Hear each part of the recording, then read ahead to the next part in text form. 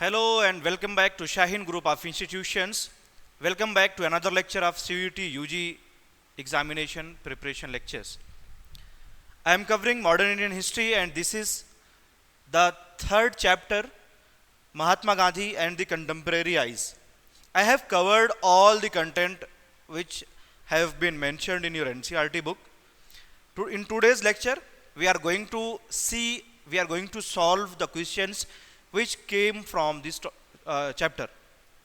I have taken 2022 and 2024 questions which came from this chapter. Okay, so let's solve the questions and analyze how is your preparation. This is very much important. After covering all the topics, after reading everything, you should be checking your progress, what you learned. So इस video में हम लोग देखेंगे कुछ questions को जो पिछले सालों में 2022 और 24 में एनटीए ने सीयूटी एग्जामिनेशन में पूछा है. हम समझेंगे कि क्या पैटर्न है क्वेश्चन पूछने का और एक एक क्वेश्चन को हम लोग टाइम देकर सॉल्व करेंगे. 2024 में क्वेश्चन आया है, हु वाज द जज who presided over Gandhi ji's trial after the withdrawal of the non cooperation movement. हमारी फर्स्ट या सेकेंड वीडियो में हमने देखा था कि नॉन कॉपरेशन मूवमेंट के बाद में एक जज है, ब्रिटिश जज, जो फैसला सुनाते हुए कहता है कि गांधी जी एक बहुत ही महान लीडर हैं.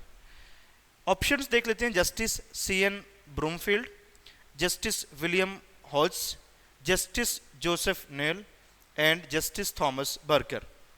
अगर आप ज़रा सा भी रिमाइंड कर पा रहे होंगे तो आप जानेंगे कि justice CN Broomfield was the जज who presided the Gandhi Ji's trial. So option number 1 is correct. Okay. बहुत ही easily आप इस अगर आपने हमारे लेक्चर्स को अटेंड किया है तो इन क्वेश्चंस को बहुत ही आसानी से आप सॉल्व कर सकते हैं बहुत ही कम समय में. अगला क्वेश्चन देखते हैं हम लोग. When were the separate electorates was first created?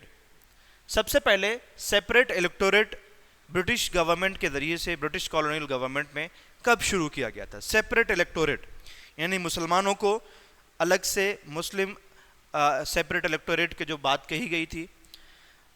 आपने देखा होगा कि गांधी जी हमेशा से इस चीज़ को अपोज कर रहे थे कि सेपरेट इलेक्टोरेट नहीं होना चाहिए, ये जो है समाज के लिए अच्छी चीज़ नहीं है. तो इसमें 1909 में जो government of council of India act आया था उसके ज़रिए से ये सेपरेट इलेक्टोरेट की सबसे पहले बात की गई है. तो option number C, option third is correct option. Next question पर चलते हैं. During his salt march Gandhi ji began walking towards the ocean from his ashram located. बहुत ही ईजी क्वेश्चन है, मतलब ईजीएस्ट क्वेश्चन इसको हम कह सकते हैं कि जब गांधी जी ने साल्ट सत्याग्रह शुरू किया, साल्ट मार्च शुरू किया और इन्होंने वॉक करना शुरू किया अपने आश्रम से ओशियन की तरफ, तो उनका जो आश्रम है ये कहाँ पर लोकेटेड था? अहमदाबाद, साबरमती, वर्धा या कोचराब. कोई भी इंसान बिना इस बुक को पढ़े हुए भी जिसने कभी गांधी के सत्याग्रह के बारे में पढ़ा होगा वो ईजिली इस क्वेश्चन का आंसर कर सकता है कि गांधी जी का जो आश्रम था वो साबरमती में था. साबरमती आश्रम के नाम से ही जाना जाता था, साबरमती आश्रम गांधी जी. तो option number 2 is correct option. इसी तरीके से अगर हम बात करें अगले क्वेश्चन की, तो Mahatma Gandhi salt march was notable as the first nationalist activity focused on. Gandhi ji का जो ये साल्ट सत्याग्रह है, साल्ट मार्च है, ये एक पहला नेशनलिस्ट एक्टिविटी थी जिसमें फोकस जो था वो किन चीज़ों पर था? क्या विमेन पर था, लॉर्ड इरविन पर था, सुभाष चंद्र बोस पर था, या 15 मार्च 1930 पर? फोकस क्या था इसका? ये बिल्कुल इजी सा क्वेश्चन है क्योंकि इसके सारे जो ऑप्शंस हैं वो बहुत ही वेग हैं और आप बहुत ही क्लियरली इसमें मार्क कर सकते हैं कि फर्स्ट नेशनलिस्ट मूवमेंट था. किस लिए फर्स्ट था? क्योंकि इसमें वुमेन पर ज़्यादा फोकस किया गया था, महिलाओं पर, औरतों पर. तो the option number 1 is correct. बहुत ही ईजी क्वेश्चन है. इसी तरीके से बहुत ही ईजी क्वेश्चंस एनटीए आपसे पूछता है. अगर आपको ज़रा भी इसके बारे में आइडिया है तो आप इजीली इस एग्ज़ाम को क्रैक कर सकते हैं बिना किसी मुश्किल के, बिना किसी परेशानी के. अगला देखते हैं हम लोग क्वेश्चन. 2024 में ये सारे क्वेश्चंस आए थे। Purna Swaraj as the goal of nationalism in India was aimed to achieve. Purna Swaraj जो है ये नेशनलिज्म का जो भारतीय राष्ट्रवाद था इसका गोल था, एम था। क्या चाहते थे ये पूर्ण स्वराज से? अगर आप इसको हिंदी में देखें, पूर्ण का मतलब होता है पूरा यानी कंप्लीट, और स्वराज का मतलब सेल्फ रूल या फ्रीडम, पूर्ण स्वराज। ऑप्शन देखते हैं, बिल्कुल आसानी से आप इसको यहां पर क्लासिफाई कर सकते हैं। क्या है? पार्शियल फ्रीडम, पार्शियल आधा अधूरा। क्या आधी अधूरी आज़ादी की बात हो रही पूर्ण स्वराज में? बिल्कुल नहीं। कंप्लीट इंडिपेंडेंस, पूर्ण स्वराज का असल मतलब होता है कंप्लीट इंडिपेंडेंस। तो ऑप्शन नंबर 2 जो है आपका करेक्ट हो जाएगा। और भी ऑप्शंस देख लेते हैं। इंडियन आइडेंटिटी, क्या पूर्ण स्वराज में इंडियन आइडेंटिटी की बात है? बिल्कुल नहीं। क्या पार्टीशन की बात है? बिल्कुल नहीं। तो हमारा ऑप्शन जो सेकंड ऑप्शन है कंप्लीट इंडिपेंडेंस, ये आपका करेक्ट ऑप्शन हो जाएगा। बिल्कुल आसानी से आप इसी तरीके से बिल्कुल हलवा की तरह आप एक एक सॉल्व करते हुए जाएंगे अगर आपने हमारे लेक्चर्स को अच्छे तरीके से अटेंड किया है। 6 क्वेश्चन देख लेते हैं हम लोग, इसको अच्छे से रीड करिए आप, उसके बाद इसको सॉल्व करते हैं। ठीक है, एक बार आप रीड कर लीजिए। Which of the following statement of Gandhi ji made at the opening of Banaras Hindu university are true. यहाँ पर कुल 5 स्टेटमेंट दिए गए हैं गांधी जी के, और स्टेटमेंट में पूछा गया है कि गांधी जी ने बनारस हिंदू यूनिवर्सिटी में जब स्पीच दिया था, सबसे पहली पब्लिक ओपनिंग जो गांधी जी की हुई थी, जो वो जनता के सामने आए थे, आवाम के सामने आए थे, उस वक्त उन्होंने कुछ बातें कही थी। और अगर आपको याद होगा, हमने अपने लेक्चर्स में इसको डिस्कस भी किया है, उनकी स्पीच को भी डिस्कस किया है कि वो किस तरीके से कहते हैं कि अगर देश को आज़ादी दिलानी है, अगर पूर्ण स्वराज चाहिए, तो इलाइट क्लास मिलके अकेले इस लड़ाई को नहीं लड़ सकता है, बल्कि हमें इसमें लेबर्स का पार्टिसिपेशन, वर्कर्स का पार्टिसिपेशन, पीजेंट्स का पार्टिसिपेशन की भी ज़रूरत होगी। और समाज का जब तक हर तबका शामिल नहीं होगा, तब तक हम सही आज़ादी को नहीं पा सकते हैं। ये स्टेटमेंट था गांधी जी का बनारस हिंदू यूनिवर्सिटी के ओपनिंग के टाइम पर 1916 में। हम लोग एक एक स्टेटमेंट को देख के समझने की कोशिश करते हैं। Gandhi ji charge the Indian elite with a lack of concern for the labouring people poor. क्या है? गांधी जी ने इंडियन एलाइट को, जो ऊंचे तबका है, उनके खिलाफ ये इल्जाम लगाया, चार्ज किया। किस बात का? Lack of concern for the labouring people. जो मजदूर किसान है, जो गरीब लोग हैं, उनके लिए कोई भी कंसर्न नहीं है, उनके लिए कोई भी नहीं सोच रहा है। बिल्कुल सही ऑप्शन है। यही बात तो मेन गांधी जी की बातों का निचोड़ ही यही था कि आप लोग आम जनता को, मजदूरों को, लेबरिंग क्लास को आप इग्नोर कर रहे हैं। दूसरा ऑप्शन क्या है? दूसरा statement, Gandhi ji was not worried about the contrast between the richly bedecked nobleman and millions of poor Indians.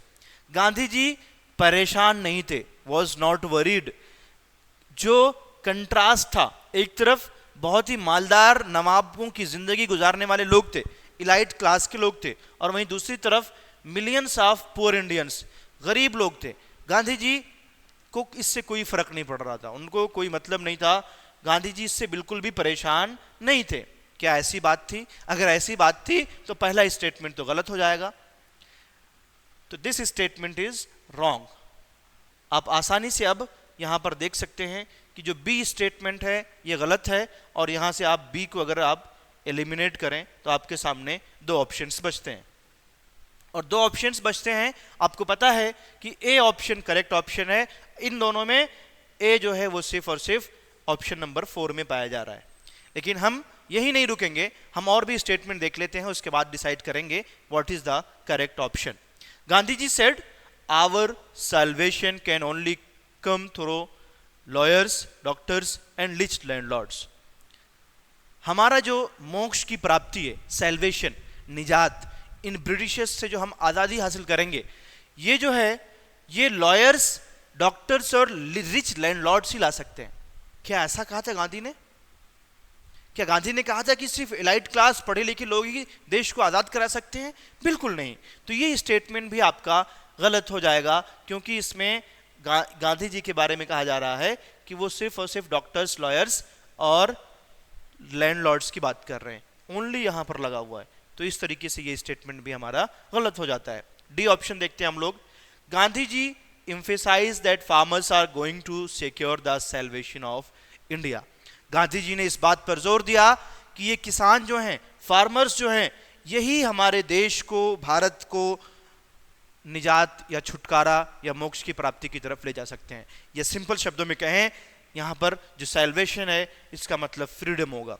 यानी गांधी जी भारत की आज़ादी के बारे में कहते हैं कि इसको हासिल करने में हमारे किसान भाइयों का सबसे बड़ा योगदान रहेगा। गांधी जी ने इस बात पर जोर दिया, बिल्कुल सही बात है। तो ये स्टेटमेंट हमारा सही हो जाएगा, तो option D is correct. Next option देखते हैं, E. Gandhi ji told the privileged invitees strip yourself of this jewellery and hold it in trust for your countryman. Gandhi ji ने जो इनवाइटीज थे, जो प्रिविलेज क्लास के लोग उनके सामने बैठे हुए थे, उनसे इन्होंने खिताब करते हुए कहा था कि ये जो ज्वेलरी है, जो आप हीरे जवाहरात और जेरों में लदे हुए हैं, इसको फेंक दीजिए, छोड़ दीजिए और अपने देशवासियों पर ट्रस्ट कीजिए, तभी जाके हमें आज़ादी मिल सकती है। तो this statement is also correct. हम देख सकते हैं A is correct, D is correct and E is correct. A is correct, D is correct and E is correct. ठीक है, तो option number 4 is correct option. अगर आपने चैप्टर को सही से समझा है तो आपके लिए ये क्वेश्चन बिल्कुल चुटकियों में सॉल्व हो जाएगा। आगे देखते हैं नेक्स्ट क्वेश्चन क्या है हमारा। मैच करने के लिए है 7 क्वेश्चन आए थे आपके 2024 में। कितना ज़्यादा वेटेज है इस चैप्टर का, अगर देखें आप कि एक मतलब 50 क्वेश्चंस में 7 क्वेश्चंस सिंगल चैप्टर से आ रहा है। इसी तरीके से जो मैंने इससे पहले के दोनों चैप्टर्स के पीवाईक्यूज कराए हैं, अगर आपने अभी तक नहीं किया है तो आप वो सीरीज वाइज, सीक्वेंस वाइज वो तमाम लेक्चर्स देखें और पीवाईक्यूज भी आप वहाँ से समझने की कोशिश करें। यहाँ पर हम लोग मैच दी फॉलोइंग देखते हैं। लिस्ट 1 को लिस्ट 2 से मैच करना है और नीचे ऑप्शंस दिए गए हैं, करेक्ट ऑप्शन चूज करना है। खिलाफत movement, Jallianwala Bagh massacre, Kemal Ataturk and Lewis Fisher. खिलाफत मूवमेंट कब शुरू हुआ था? 1919 टू 1920। क्यों शुरू हुआ था खिलाफत मूवमेंट? क्योंकि टर्की में जो खलीफा हैं उनको हटा दिया गया था, रिमूव कर दिया गया था आफ्टर फर्स्ट वर्ल्ड वॉर। जो खिलाफत उस्मानिया या ओटोमन जो एम्पायर था उसके लास्ट खलीफा जो थे उसको हटा दिया गया था और उसी को री इंस्टॉल करने के लिए खिलाफत मूवमेंट शुरू किया गया था, एंड दैट वाज 1919 एंड 1920। बाद में जो नॉन कॉपरेशन मूवमेंट है उसके साथ साथ इसको भी शामिल किया गया था। जलियांवाला बाग मैसेकर रॉलेट सत्याग्रह के बाद हुआ था 1919 में, ये भी बात आपको पता है। कमाल अतातुर्क ये टर्किश रूलर थे और लुईस फिशर जो हैं ये महात्मा गांधी के बायोग्राफर हैं। तो ये इस तरीके से मैच करने का जो ऑप्शन है आप देख सकते हैं, ए को 4 से मैच किया गया है, ए को 4 से मैच किया गया है, सिर्फ एक ही ऑप्शन ऐसा है। बी को आप 3 से मैच कर रहे हैं, बी को 3 से मैच कर रहे हैं, एंड सी को 2 से मैच कर रहे हैं, एंड डी को आप 1 से मैच कर रहे हैं। अगर आपको एक या 2 ऑप्शन भी पता है इसमें से तो आप इजीली यहाँ से आप इसको पता लगा सकते हैं। आप यहाँ अपनी स्किल का यूज़ करके भी इस क्वेश्चन को सॉल्व कर सकते हैं। आगे बढ़ते हैं हम। ये थे क्वेश्चंस जो 2024 में आए थे। 2023 में इस चैप्टर से कोई क्वेश्चन नहीं आया था, बल्कि जब 2023 में एग्ज़ाम हुआ था उस टाइम पे कुछ और एक्स्ट्रा चैप्टर्स भी थे। अभी आपका जो नया सिलेबस आया है उसके हिसाब से सिर्फ 12 चैप्टर्स ही हैं हिस्ट्री में, 4 एंशियंट के, 4 मेडिवल के एंड 4 मॉडर्न के। जो लेटेस्ट एनसीईआरटी है 2024-25 की या 23-24 की, उससे आप रेफ़र करके वहाँ से इसको आप कवर करने की कोशिश करें। 2022 के जो क्वेश्चंस हैं वो हम देखने की कोशिश करते हैं कि क्या क्या क्वेश्चंस 2022 में पूछे गए थे और इनको भी हम समझेंगे। Which of the following factors made Gandhi ji a people's leader? क्या फैक्टर्स थे जिसने गांधी को अवामी नेता बनाया, कॉमन लोगों का, आम लोगों का लीडर बनाया? 5 ऑप्शंस हैं और इनमें से जो सही है उसे हमें चूज करना है। पहला है he lived like them. Gandhi ji उन आम लोगों के जैसे ही जिंदगी गुजारते थे।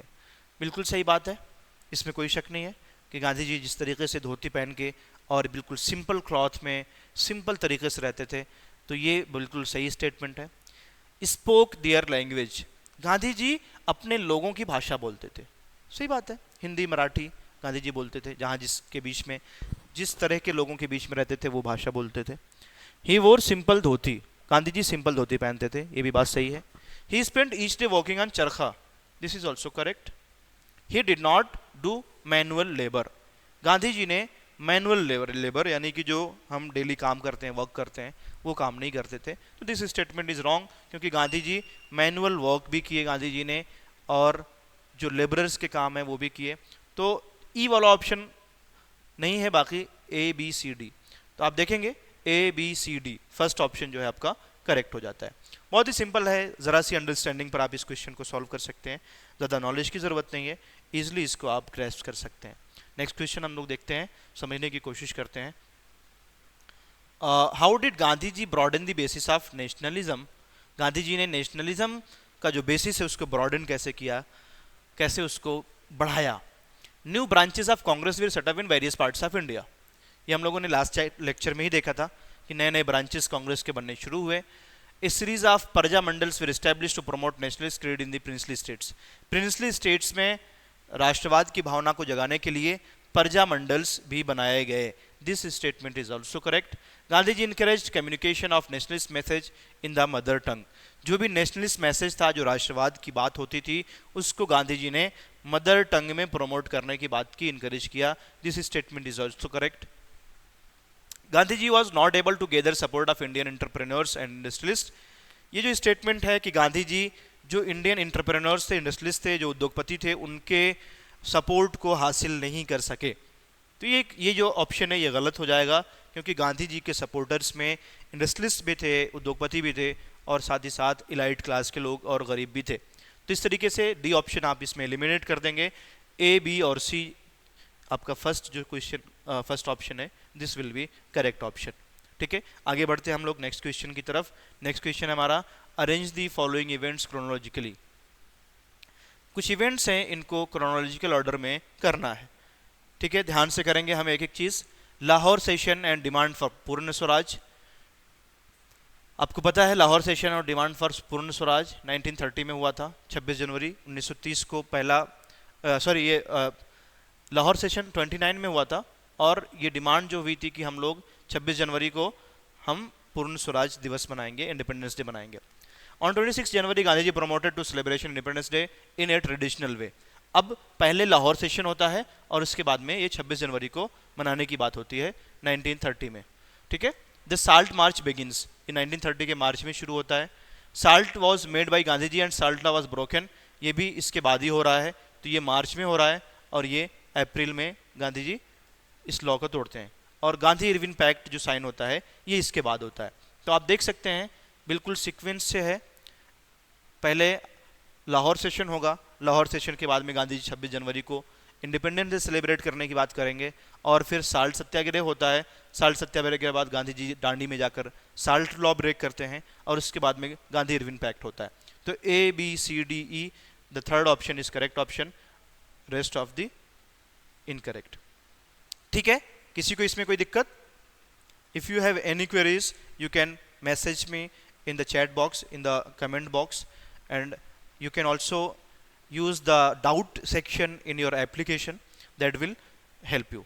Okay, so starting from moving towards next question, the fourth question, arrange the following movement in order to their occurrence। आपको देखना है कि ये जो मूवमेंट है गांधी जी के, अलग अलग मूवमेंट्स, कौन पहले हुआ कौन बाद में हुआ। गांधी जी का सबसे पहला सत्याग्रह जो 1918 में हुआ वो चंपारण सत्याग्रह था, पता है आपको। और इसके बाद गांधी जी खेड़ा सत्याग्रह करते हैं, खेड़ा सत्याग्रह, और खेड़ा सत्याग्रह के बाद में आपको पता है क्विट इंडिया मूवमेंट, ये 1942 में हुआ था सबसे लास्ट में, और रॉलेट एक्ट ये 1918-19 में हुआ था, रॉलेट सत्याग्रह 1919 में, और इससे पहले ये 1918 के लास्ट में या 1919 के आसपास। तो सबसे पहले चंपारण सत्याग्रह है ई, तो ई दो जगह है, हम इसको थोड़ा सा होल्ड करेंगे। सबसे लास्ट में हमारा क्विट इंडिया मूवमेंट है। ठीक है, आपको ऐसे सीक्वेंस बनानी है। क्विट इंडिया मूवमेंट जो आपका 1942 में हुआ था, डी ऑप्शन लास्ट में होना चाहिए, यहाँ लास्ट में नहीं है, यहाँ लास्ट में है, तो ये वाला ऑप्शन हम सही मान लेंगे। तो सबसे पहले क्या हुआ, चंपारण सत्याग्रह हुआ, ये फर्स्ट हो जाएगा। उसके बाद में क्या हुआ, खेड़ा सत्याग्रह हुआ।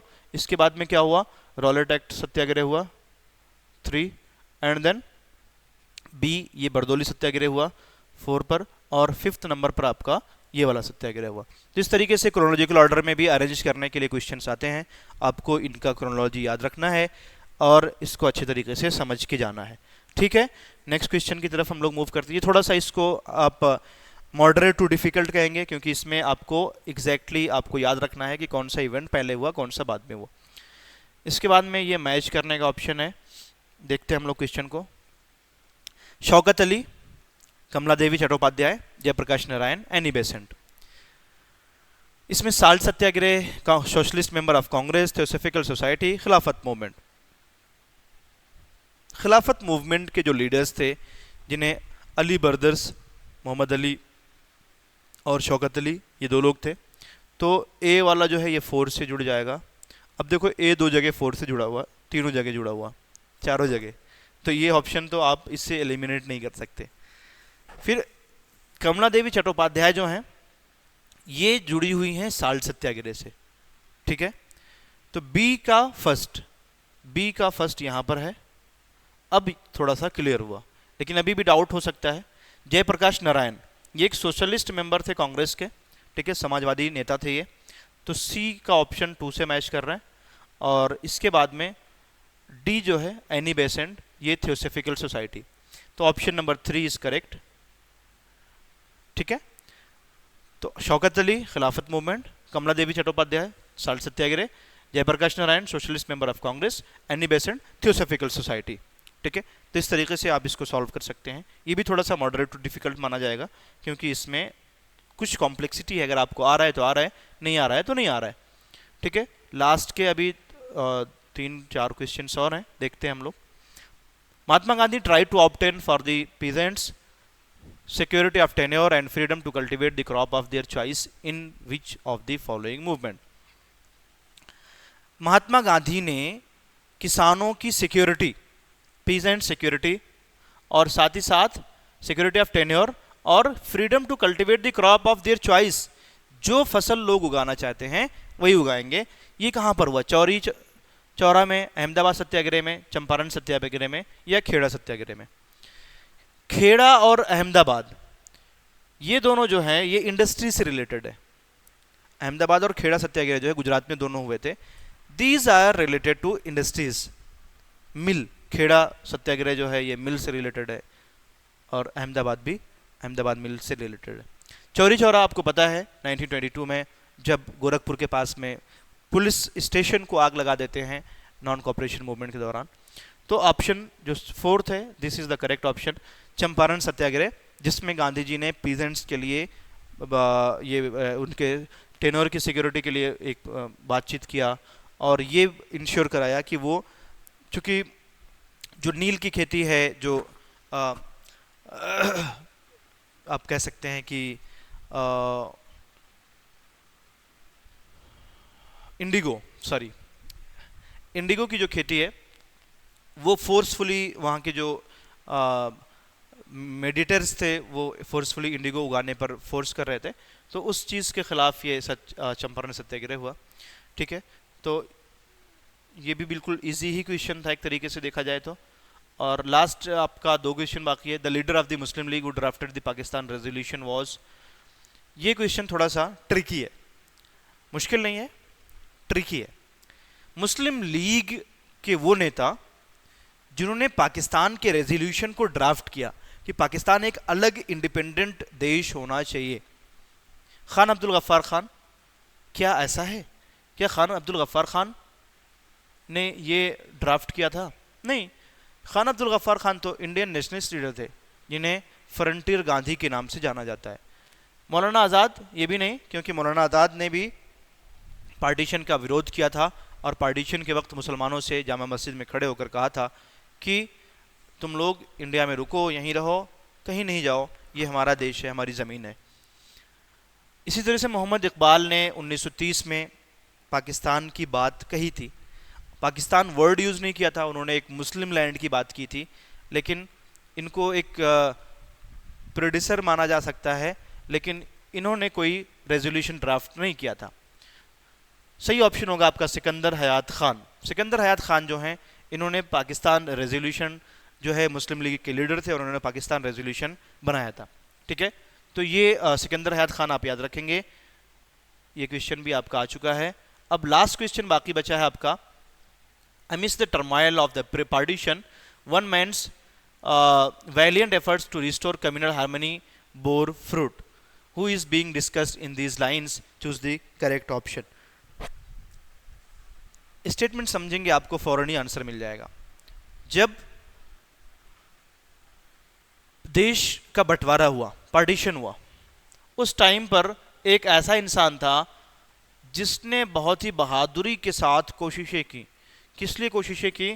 टू रिस्टोर कम्युनल हार्मनी, ताकि जो हिंदू मुस्लिम के बीच में रिफ्ट आ गई थी, जो दरारें पैदा हो गई थी, उसको ख़त्म करने के लिए, दोनों को एक प्लेटफॉर्म पर लाने के लिए, एक साथ लाने के लिए, भाईचारा पैदा करने के लिए कोशिशें कर रहे थे।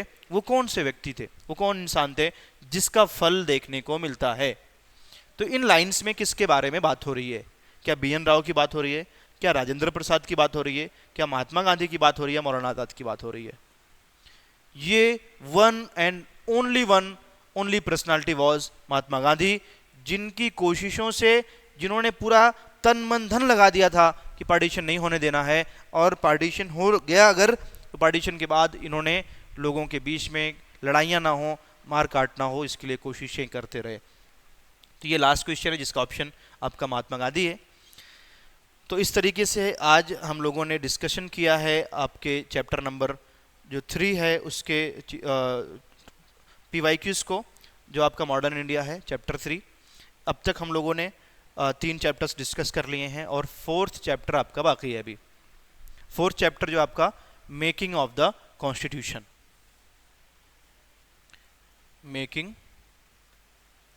ऑफ द कॉन्स्टिट्यूशन, इसमें हम लोग एक तो हमारी देश की आज़ादी के बारे में डिस्कस करेंगे और फिर देश आज़ाद होने के बाद में कॉन्स्टिट्यूशन कैसे बनाया गया, कौन लोग शामिल थे उसमें, कॉन्स्टिट्यूशन का जो सोल था वो क्या था, और वो कौन कौन सी इंपॉर्टेंट पर्सनालिटीज़ हैं जो कॉन्स्टिट्यूएंट असेंबली में हिस्सा लिए। इन तमाम चीज़ों को हम लोग नेक्स्ट क्लास में देखेंगे। और जब ये चैप्टर हम करेंगे, इसमें भी हम 3 से 4 लेक्चर्स लेने वाले हैं, और इन लेक्चर्स के बाद आपका जो मॉडर्न इंडिया का, मॉडर्न हिस्ट्री का सिलेबस है वो कंप्लीट हो जाएगा। आप देख सकते हैं कि अभी जो हमने 3 डिस्कस किए, जिसमें 5 से 6 अभी आज के जो क्वेश्चन पेपर है, एक बार 7 एक बार 8 क्वेश्चन आ चुके हैं। तो इस तरीके से देखा जाए 50% या आप कह सकते हैं कि 40% वेटेज आपका, 40 to 45% जो है वेटेज आपका मॉडर्न इंडिया का रहता है। बाकी आपका जो दूसरे मेडिवल और एंशियंट के क्वेश्चंस हैं वो बाकी के 55% में आ जाएंगे। तो उसके लिए भी आपकी क्लासेस हो रही हैं, कुछ हो चुकी हैं, कुछ बाकी हैं। बाकी PYQs डिस्कशन एक बार मैं होल पेपर डिस्कस कर लूँगा एंशियंट मेडिवल मॉडर्न का, आपका 2022, 23 और 24 का। ठीक है, तो आपको परेशान होने की ज़रूरत नहीं है, आपको वन स्टॉप डेस्टिनेशन के तौर पर इसको यूज़ करें। आप लोग शाहीन ऑनलाइन एप्लीकेशन को डाउनलोड करें, उसको प्रमोट करें, और आपकी फुल फ्लेज तैयारी की गारंटी हम लेते हैं। हम आपको क्वालिटी कंटेंट जिस तरीके से प्रोवाइड कर रहे हैं, प्रोवाइड करते रहेंगे, और आपके एग्जामिनेशन से पहले सारे PYQs एक बार फिर से डिस्कस करेंगे, ताकि जो आपने पढ़ा है उसको आप एसेस कर सकें, उसको आप जान सकें। ठीक है, thank you so much, thanks for watching. फिर मिलेंगे एक नेक्स्ट वीडियो में। Thank you so much.